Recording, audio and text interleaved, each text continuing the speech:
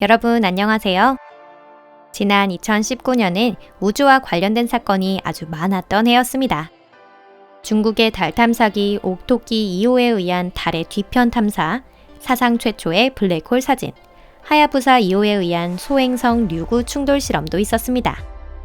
또 사상 첫 여성 우주 비행사로만 이루어진 팀의 우주 유영과 무인우주기 X-37B의 극비 임무 귀환, 심지어는 미국 해군이 UFO의 존재를 인정한 사건도 있었습니다.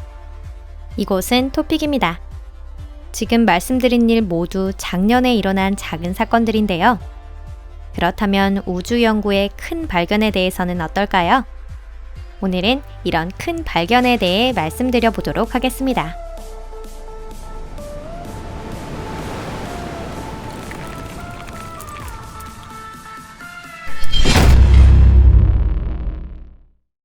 둥글고 아름다운 별 히기에이아, 그가 행성으로 인정받은 이유. 칠레 아타카마 사막에 있는 파라날 천문대에는 VLT라는 아주 멋진 초대형 망원경이 설치되어 있습니다. 이 망원경 덕분에 히기에이아의 운명이 정해졌다고 해도 과언이 아닌데요. 1849년에 발견된 이후 히기에이아는 소행성으로 평가절하되어 왔습니다. 이후에도 지름 430km라는 사실이 알려지며 소형 소행성이라는 무시까지 받아왔죠. 히기에이아의 주변은 우주의 자갈이라 불리는 것들로 가득 차 있으며 그동안 자세한 관측이 진행되지 않았습니다. 그런데 이번에 드디어 자세한 관찰이 진행되었고 감동적인 사실이 밝혀진 것입니다. 히기에이아와 그 주변에 있는 자갈이 모두 한 천체의 잔해였습니다. 그 천체는 대략 20억 년 전 흘러온 소행성과의 충돌로 인해 흩어진 것으로 추측하고 있는데요. 가장 큰 조각에는 심하게 변형된 흔적이 드러나 있고 이것이 본래 하나의 천체였다는 사실을 뒷받침해주고 있습니다. 또한 히기에이아는 놀랍게도 거의 완벽한 구형과 매끄러운 표면을 갖고 있습니다. 아주 완벽하지는 않지만 비교적 큰 충돌의 흔적은 찾을 수 없었습니다. 이 말은 즉 히기에이아는 외행성이지만 행성으로 인정할 수 있다는 뜻이기도 했습니다. 행성의 칭호를 얻었다는 것은 대단한 사건입니다. 소행성대에는 히기에이아의 1.25배 크기를 갖고 지름 530km인 베스타라는 천체가 있는데요. 비스듬히 기울어 있는 데다 크레이터 투성이어서 천문학자들은 이 별에 행성이라는 칭호를 주는 것을 싫어했기 때문입니다. 토성 고리의 연령이 행성 자체의 연령만큼 증가. 여러분은 현재 몇 대의 슈퍼컴퓨터가 존재하는지 아시나요? 현대는 엄청나게 대량의 데이터 해석이 요구되는 시대이므로 몇 대 정도로는 연구자에게 턱없이 부족할 것입니다. 이미 2017년에는 토성 주변을 비행 중인 카신이라는 멋진 탐사선에 의해 그 유명한 고리의 질량이 1.54 플러스-마이너스 0.49 곱하기 10의 19제곱킬로그램이라는 사실이 보고되었습니다. 토성은 지구보다 훨씬 큼에도 불구하고 고리의 질량이 지구상에 있는 얼음의 절반 정도밖에 되지 않습니다. 즉 이는 누가 봐도 확연히 적은 양입니다. 이를 통해 토성의 고리는 비교적 새로 생겨난 것이며 그 연령은 공룡과 흡사하다는 결론을 내리게 됩니다. 그 뒤 코트 다주흐 천문대의 연구자들이 슈퍼컴퓨터를 통해 고리의 역학 진화 모델을 계산한 결과 또 다른 사실을 얻을 수 있었는데요. 슈퍼컴퓨터가 내놓은 대답은 토성의 고리가 40억 년인 순간에만 시스템이 안정된다는 것이었습니다.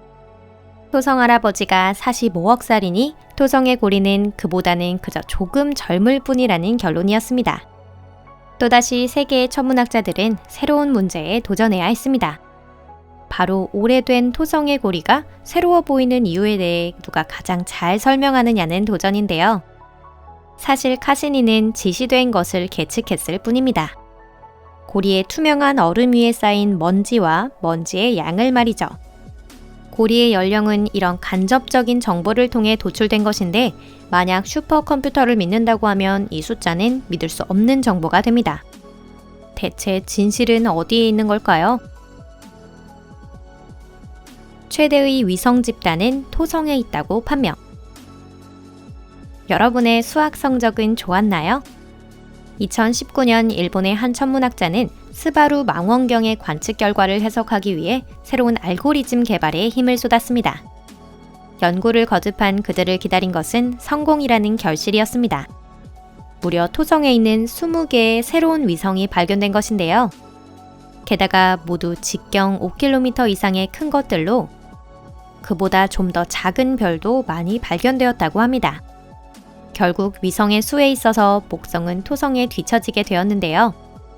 목성의 위성은 79개, 반면 토성의 위성은 82개이니 누가 봐도 토성의 승리입니다. 목성의 잘못은 아니지만 말이죠. 지구에는 달이라는 위성 하나밖에 없지만 큰 행성에는 역시 큰 집단이 제격입니다. 행성에서 멀리 떨어진 곳에 있으면서도 심하게 기울어진 궤도를 갖고 지름이 불과 5km인 암석의 존재를 알아차렸다는 것은 말할 것도 없이 굉장한 일입니다. 동시에 그것은 많은 가설들의 증거가 되어주었습니다. 현재 토성의 중력은 지나가는 해성이나 소행성을 잡기에는 너무나도 미약한데요. 수십억 년 전 토성의 주변에는 먼지나 암석 등으로 구성된 늪이 존재했었습니다. 오는 것들은 모두 그 늪에 끌려가 토성의 위성이 되었는데요. 그런데 이번에 새로 발견된 위성은 토성에서 아득히 떨어진 장소에 있습니다. 그래서 이들 위성은 가장 마지막으로 토성에 붙잡혔을 것이라 추측하고 있습니다. 즉, 토성의 주변이 깨끗하게 정리된 뒤에 날아온 천체가 속도를 늦추며 토성에 완벽하게 끌려가지 못하고 멀리서 맴돌고 있다는 뜻입니다. 태양계는 흔적도 없이 타버릴 운명. 만약 인류가 끝까지 살아남을 것이라고 믿는다면 서둘러야 합니다. 태양계의 멸망까지는 단 50억 년밖에 남지 않았으니 말이죠. 연구자들의 최종 예상에 의하면 우리가 살 길은 하나밖에 없습니다. 그것은 다른 항성계로 이사하는 것입니다. 그곳까지의 거리는 수천 광년으로 추정되고 있는데 우주선에게 빛의 속도는 꿈속의 이야기죠. 그러니 아직 시간이 남아있는 것 같아도 실은 거의 여유가 없는 것이나 마찬가지입니다. 그렇더라도 우리는 태양계의 멸망이라는 공포의 순간까지 생물학적으로 살아남을 수는 없을 것입니다.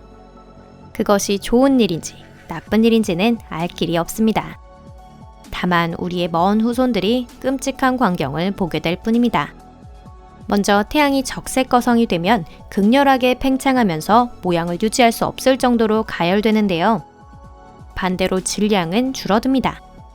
중력은 약해질 것입니다. 목성, 토성, 해왕성, 천왕성은 조금 멀리 밀려나고 화성은 산산조각이 나며 수성과 금성은 완전히 태양에 먹혀버립니다. 그리고 지구에서 가장 신기한 일이 일어나죠.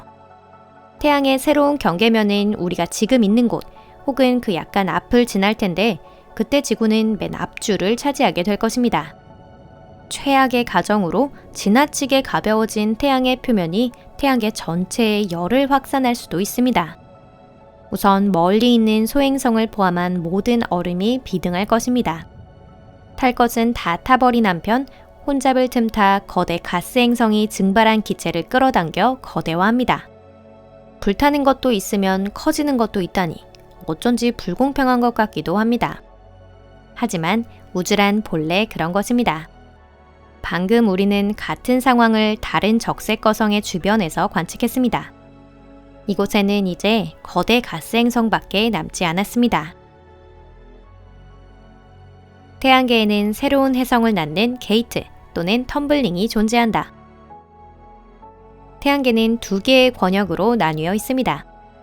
날아다니는 바위로 따뜻하고 평화로운 안쪽의 영역과 어둡고 차가운 변방의 영역입니다. 그렇다 하더라도 변경 지역에 아무것도 없다는 뜻은 아닌데요.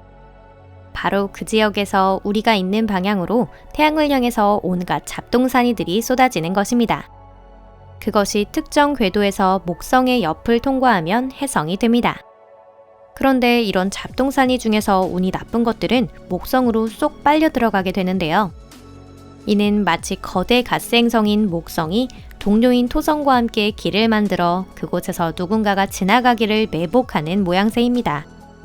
연구자들은 29P 슈바스만 바흐만 제1해성의 연구를 통해 그와 같은 조건의 해성 중 적어도 20%가 태양계 안쪽으로 동일한 궤도로 날아온다는 것을 발견했습니다.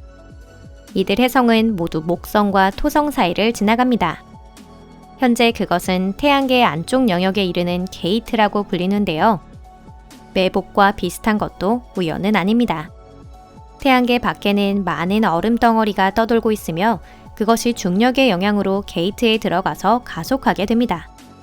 하지만 그 다음은 운에 맡기는 수밖에 없어요. 목성 저편으로 빠지는가 하면 태양으로 가는 것도 있습니다. 우리 지구인에게 있어 이는 희소식이죠.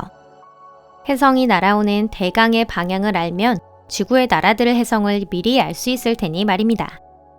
충돌을 면할 수는 없더라도 죽음을 예상하고 인생의 최후를 즐기는 것은 가능할 것입니다.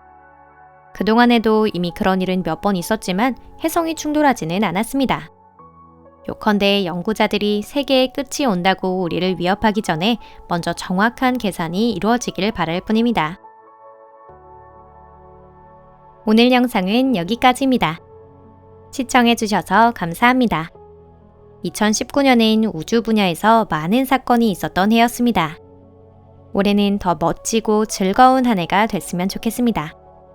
앞으로 남은 수십억 년 동안 우리는 계속해서 더 많은 별을 조사하고 많은 것을 알게 될 것입니다. 저희를 위해 그리고 여러분을 위해서 말이죠. 그럼 다음 영상에서 뵙겠습니다. 안녕히 계세요.